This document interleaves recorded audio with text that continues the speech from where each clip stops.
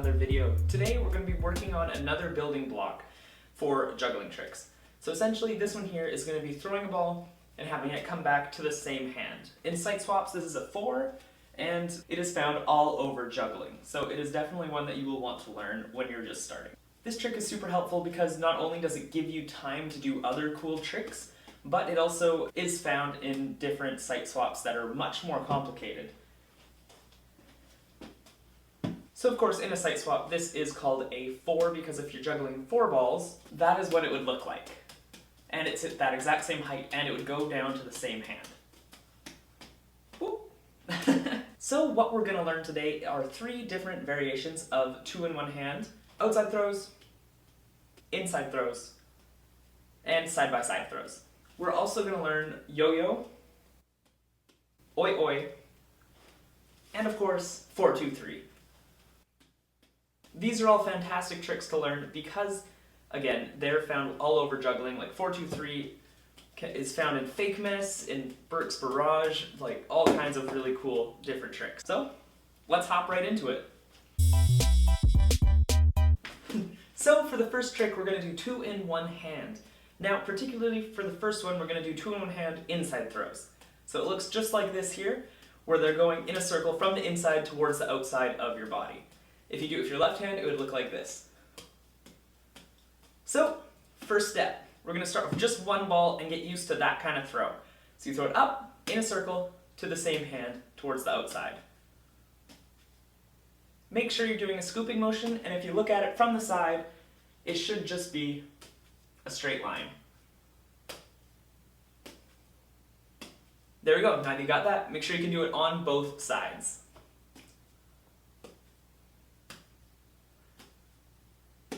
And of course, accuracy is the most important part of this.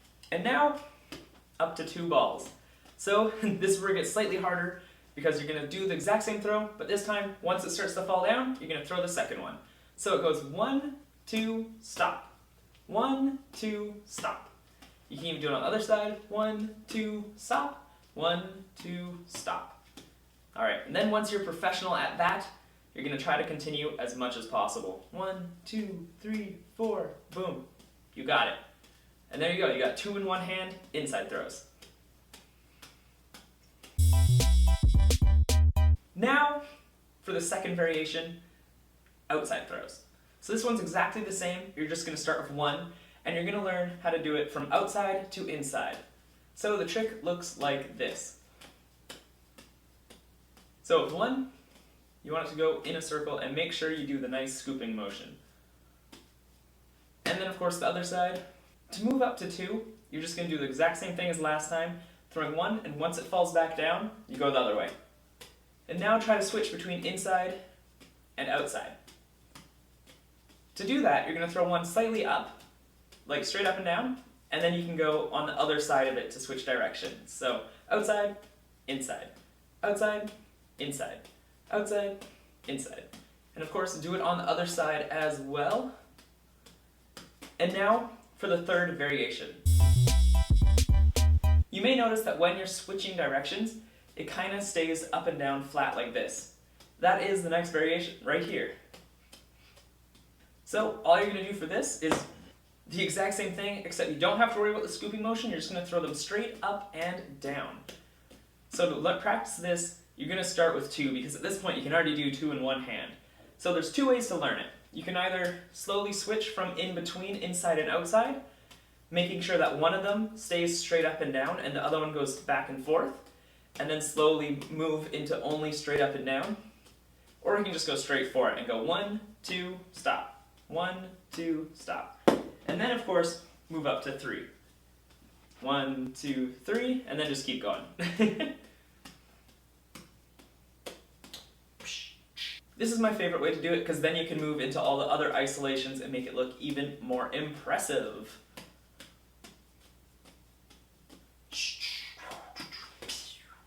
Ta-da! There you have it, folks. 2 in 1 hand in 3 different variations. Use this to impress all your friends if you only have 2 objects to juggle. Now, into the next one.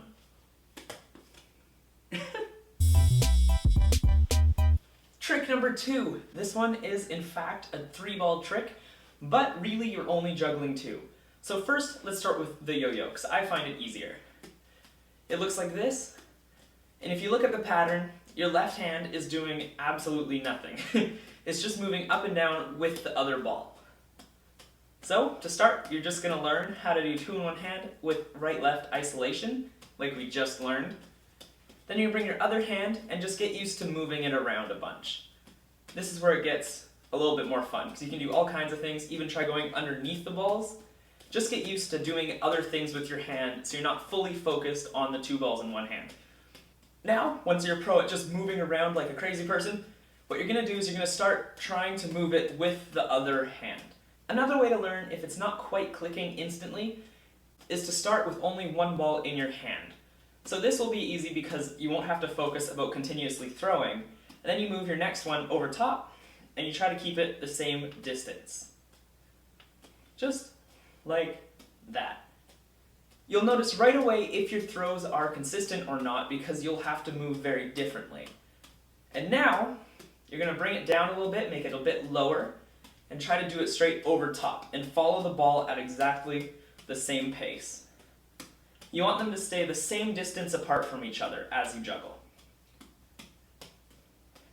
And just like that, you can do yo-yo.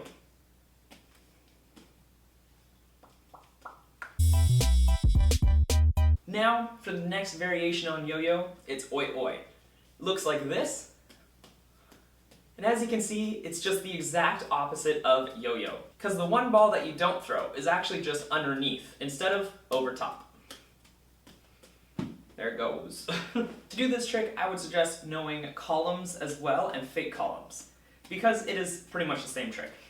So here we go. To learn oi-oi, you just have to learn yo-yo, but figure out how to do it from underneath. So start with only 1 and get used to keeping it underneath the ball, just like that. And now once you're there, if you already know yo-yo, you should be able to just go underneath and keep it like that. And of course you want to do the pattern on the inside. And you know the trick? A quick tip is to make sure that you don't hit your hand on the other ball, because that is what makes the pattern fall apart. The best part about learning yo-yo and oi-oi is it makes your skills look so much more impressive than they already are, because 2 balls in 1 hand is really almost the same difficulty as yo-yo. But to just the average spectator, it's really just so much more impressive to see you have that control over the balls that you can keep it the same distance every single time, and you know exactly where the balls are going to go. And plus, it is a really cool optical illusion, where similarly, you can do columns. So there you have it. There's yo-yo and oi-oi. Now, let's move on to something a little bit harder that actually involves throwing that 3rd ball. 4-2-3. This trick is found all over juggling, whether it's Fake's Mess or Burke's Barrage. It's essentially just 2 in 1 hand, but the same ball switches between hands every time. It looks like this.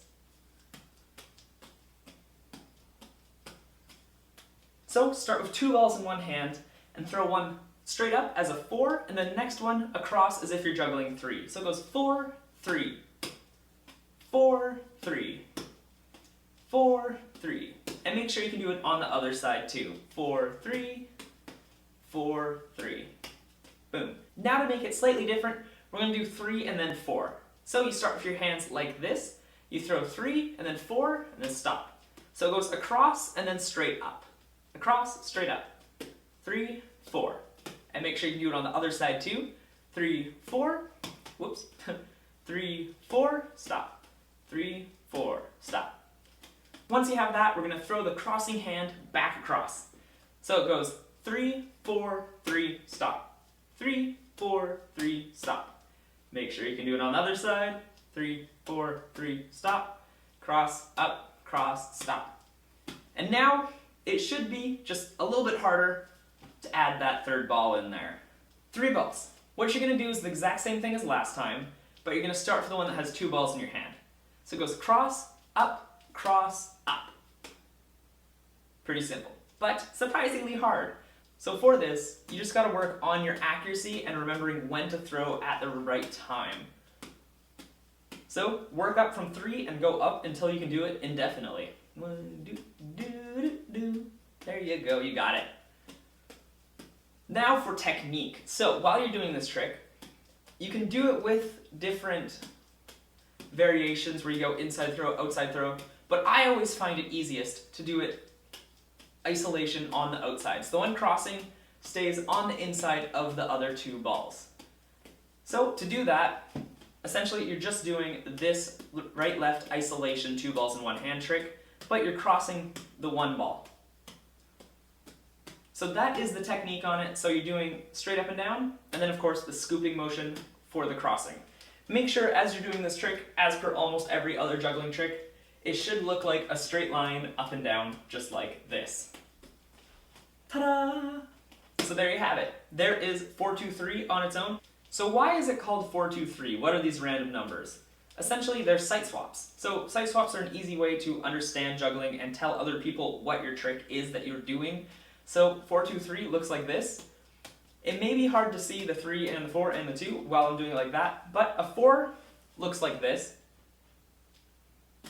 a 3 looks like this, and a 2 looks like this, where you just hold on to the ball.